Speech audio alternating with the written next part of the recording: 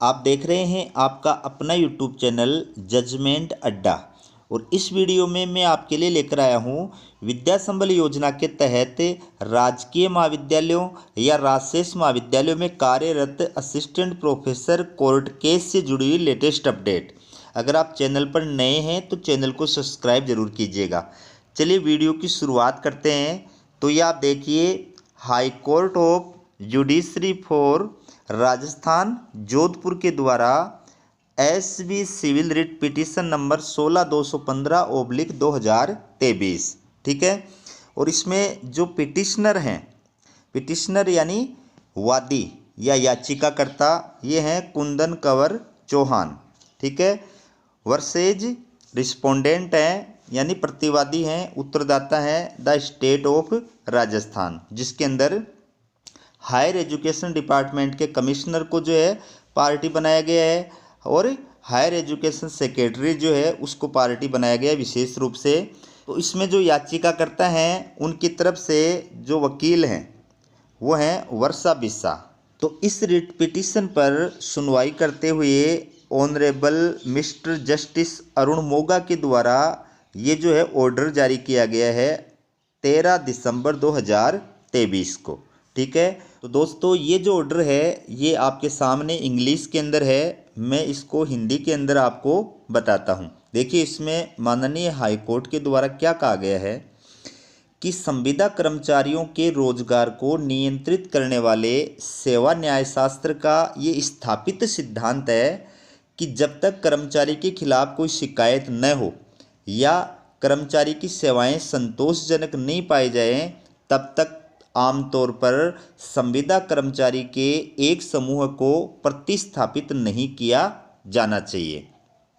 यानी इसमें जो याचिकाकर्ता है ये विद्या संबल योजना के तहत कार्य कर रहे थे, लेकिन इस सेशन के अंदर जो आयुक्तालय के द्वारा विद्या संबल योजना गेस्ट फैकल्टी को लिया गया है वो नए सिरे से लिया गया है, नए बेस पे लिया गया है। और पहले से जो उस कॉलेज के अंदर कार्य करने वाले गेस्ट फैकल्टी थे उनको वरीयता प्रदान नहीं की गई है, ठीक है। जबकि मैं आपको बता दूं कि 28 अगस्त 2023 को सिविल रिट पिटीशन 1474/2023 के दौरान राम चतुर्वेदी बनाम राजस्थान राज्य और इससे जुड़ी हुई अन्य याचिकाओं के मामले में जो है माननीय हाई कोर्ट ने जो फाइनल डिसीजन दिया था उसमें ये कहा था कि विद्या संबल योजना के तहत राजशेष के तहत विभिन्न कॉलेजों या विश्वविद्यालयों में सत्र 2023-24 में अतिथि संकाय को शामिल करते समय प्रतिवादी उन याचिकाकर्ताओं को शामिल करने को प्राथमिकता देंगे जो पहले से ही इस योजना में गेस्ट फैकल्टी के रूप में सेवाएं प्रदान कर चुके हैं, ठीक है। लेकिन इसके लिए उनको दोबारा नए सिरे से जो है आवेदन करना होगा, ठीक है। अगर आप नए सिरे से आवेदन कर रहे हैं तो जिस कॉलेज में आप पहले से कार्य कर रहे हैं उस कॉलेज में आपको वरीयता प्रदान की जाएगी।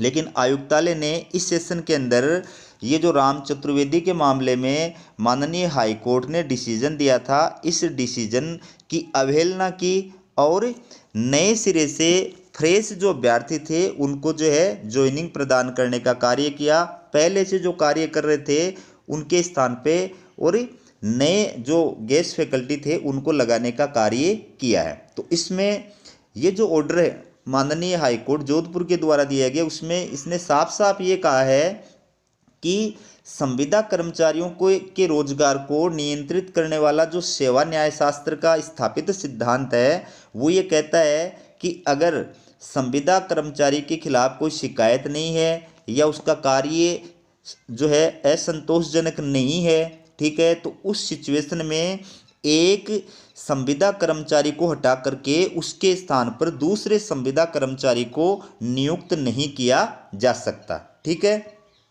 इसके अलावा इसमें और क्या कहा है वो भी मैं आपको बताता हूँ कि संविदा कर्मचारियों के मौजूदा समूह को नाराजगी से बचाने के लिए किसी अन्य संविदा कर्मचारी की नियुक्ति नहीं की जा सकती। वर्तमान मामले में ऐसा प्रतीत होता है कि अतिथि संकाय के सदस्य जो पिछले शैक्षणिक वर्षों में 2 से 3 वर्षों तक लगातार पढ़ा रहे हैं उन्हें नई भर्ती प्रक्रिया के माध्यम से प्रतिस्थापित करके किसी अन्य संविदा अतिथि संकाय के सेट से प्रतिस्थापित करने की मांग की जा रही है। तो इसमें कोर्ट ने ये कहा कि ये जो मामला हमारे सामने आया है, इसमें ऐसा लगता है कि जो पहले से 2-3 सालों से कार्य कर रहे हैं गेस्ट फैकल्टी के रूप में, उनको हटा करके उनके स्थान पर नई गेस्ट फैकल्टी को ज्वाइनिंग प्रदान की जा रही है।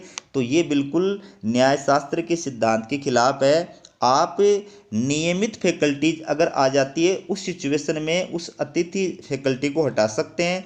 बाकी एक अतिथि फैकल्टी जो है वो तब तक कार्य करेगी जब तक वहाँ पर नियमित फैकल्टी आकर के ज्वाइन नहीं कर लेती है।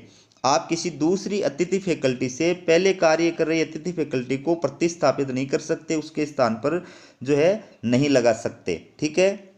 इसके बाद में आगे जो है माननीय हाईकोर्ट के द्वारा क्या कहा गया है वो भी देखिए कि ये स्पष्ट किया गया है कि जब तक आधिकारिक उत्तरदाताओं ने अतिथि संकाय के बजाय नियमित संकाय रखने का प्रस्ताव नहीं दिया है, मौजूदा अतिथि संकाय को अनुबंधित संकाय सदस्यों के नए सेट द्वारा प्रतिस्थापित किए जाने के बजाय अनुबंध पद के लिए विचार करने का पूर्व अधिकार है।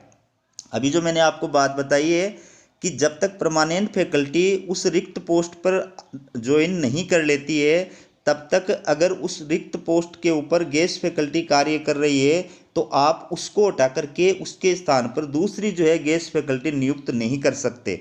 ये न्यायशास्त्र के स्थापित सिद्धांत के खिलाफ है। ठीक है, ये माननीय हाईकोर्ट ने कहा है। इसके बाद देखिए आप और माननीय हाईकोर्ट के द्वारा इस फैसले में क्या कहा गया है।